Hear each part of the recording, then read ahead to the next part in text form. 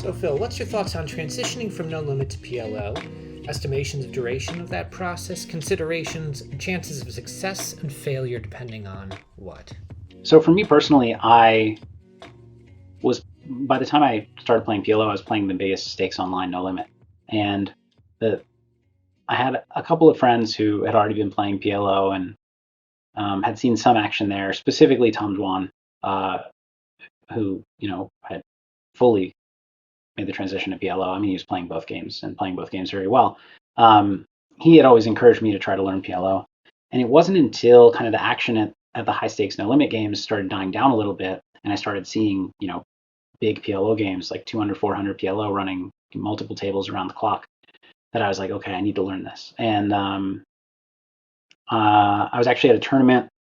One of the few times I traveled for a live tournament was WPT Niagara, and staying in a hotel and with a bunch of my friends staying in the same hotel. And Tom was one of the players staying there.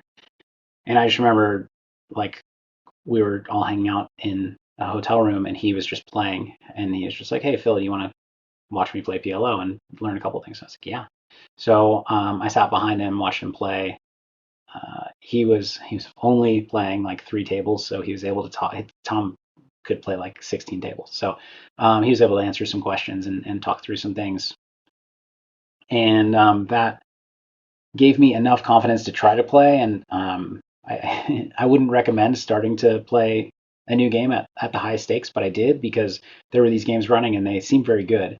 And what was nice about it was the games that were running were cap PLO, so it was 200, 400 with a 40 big blind cap, 16K cap. And that is a simpler form of the game. I started playing in those and really I just had to play like a reasonable pre-flop range. And the other nice thing is nice for education is you get all in a lot in 40 big blind cap PLO. And so even just like in Hold'em Manager, once you get all in, you can pull up the hand history and see what your equity was. And so I would just every time I got all in, I'd pull up the hand history, I'd look at what my equity was because I still was learning, what hands had had what kind of equity against other hands. And I think that starting with PLO helped me both because my kind of lack of multi-street skill was not harming me as much, and because getting all in a lot meant I was checking the equities all the time. Now, obviously, well, for those who play online and use Hold'em Manager, you can check the equities even when you don't get all in. But for some reason, that made me check them more often. So that's how I started, and over time got better. I watched a lot of training videos. At the time, I watched a lot of Brian Townsend and Brian Hastings training videos, and yeah, took it from there. And I think that today there are a lot of tools that didn't exist back then, and learning with solvers. I mean, I'm extremely biased, but I think by far and away the easiest solver tool to use for PLO is Vision, which is at runaonce.com, which is the site that I own. But there are other solver tools that are more robust in the number of solutions they offer and like the number of sizings that you can study, but I think none come close to the usability, ease of use, and ease of processing the information. And I think far and away that's the most important thing when you're using a solver tool is that you can digest. It's so much information to digest that you can digest the information and turn it into something actionable in your game, some heuristics in your mind that you can apply when you play, rather than trying to memorize this massive output of data. So again, extremely biased. I would strongly recommend that if you're, I mean, it's not cheap, but if you're at a level where you're, playing semi-seriously, that's what I'd recommend. But yeah, training videos otherwise I think are great. And I would not recommend starting at the highest stakes. I would recommend starting at stakes that are basically the lowest stakes possible where you care about the outcome.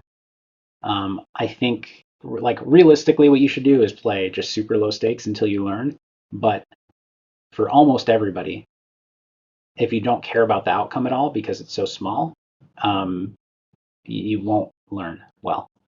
Now you could if you want to be careful with your bankroll and play something small, I think one thing that might work is if you do kind of a bankroll challenge or something with yourself and say like, so maybe you play 100 NL and you're like, okay, I'm going to drop down to 5 PLO and play it until I've made $50 or $100 or whatever the case may be. And then even though you don't care about like financially every individual pot, you have a goal that you're working towards, and so it makes you care about your growth there. So that's what I recommend is find a way to play small that you still care about.